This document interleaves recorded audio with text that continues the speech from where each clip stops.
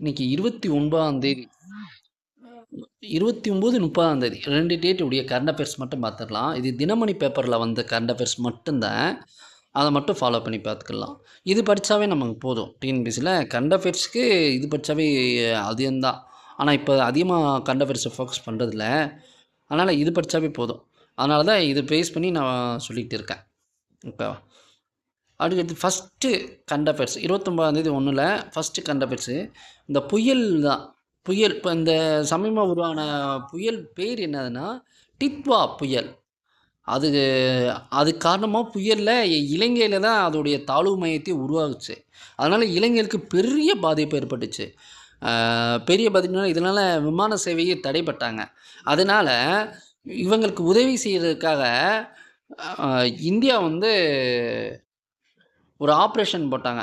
இது என்ன ஆப்ரேஷன்னா ஆப்ரேஷன் ஷஹார் பந்த். அந்த ஆப்ரேஷன் மூலயமா இவங்களுக்கு இந்தியாவிலேருந்து இலங்கைக்கு தேவையான உணவுப் பொருள் எல்லாத்தையுமே கொண்டு போய் சேர்த்தாங்க. அந்த ஆப்ரேஷன் பேர் தான் ஷாகர் பந்த். அடுத்தது இப்போ ஒரு கேஸ் ஃபைல் பண்ணி உச்சநீதிமன்றத்தில் ஒரு தீர்ப்புக்காக வெயிட் பண்ணிக்கிட்டு இருக்காங்க. என்னென்னா சட்ட ஆணையத்துக்கிட்டே உச்சநீதிமன்றம் சட்ட ஆணையத்துக்கிட்டே ஒரு ஆலோசனை கேட்குறாங்க. அது என்ன சட்டத்துக்கு இவங்க உச்சநீதிமன்றமே சட்ட ஆணையத்தில் ஆலோசனை கேட்குறாங்கன்னா, பௌத்த மதம் இந்து சட்டத்துக்குள்ளே வருமா வராதா அப்படின்னு கேட்குறாங்க. ஆனால் ஆர்டிக்கல் 25 என்ன சொல்லுதுன்னா, பௌத்த மதம், சமண மதம், சீக்கிய மதம் இதெல்லாம் இந்துக்களாகத்தான் வகைப்படுத்தியிருக்காங்க அப்படின்னு சொல்லுது.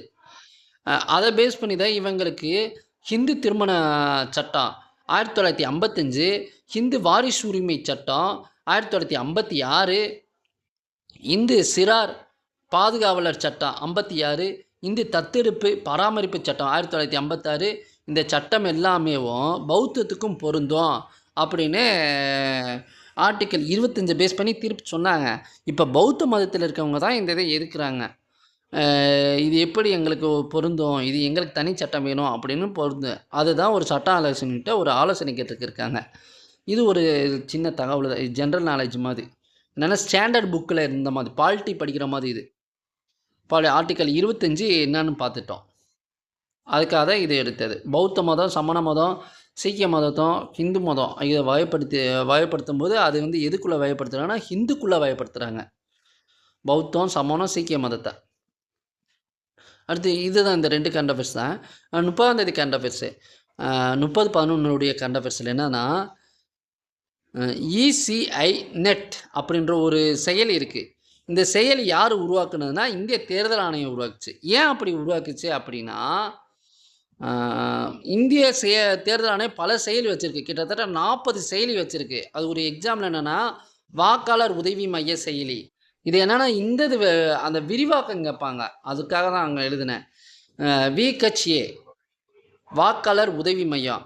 அதே மாதிரி சி விஜில், சர்ச்சாம், உங்கள் வேட்பாளரை அறிந்து கொள்ளுதல் கேஓசி இந்த செயலும் கிட்டத்தட்ட 40 செயலி இருக்குது. இது எல்லாத்தையும் ஒருங்கிணைச்சு ஒரு செயலி இசிஐ நெட்டு. இந்த செயலியை ஃபஸ்ட்டு இப்போ பரிசோதனை பண்ணிட்டாங்க. எங்கே பரிசோதனை பண்ணாங்கன்னா ஃபஸ்ட் இடம் எதுனா பீகார் சட்டப்பேரவை தேர்தலில் பரிசோதனை பண்ணாங்க.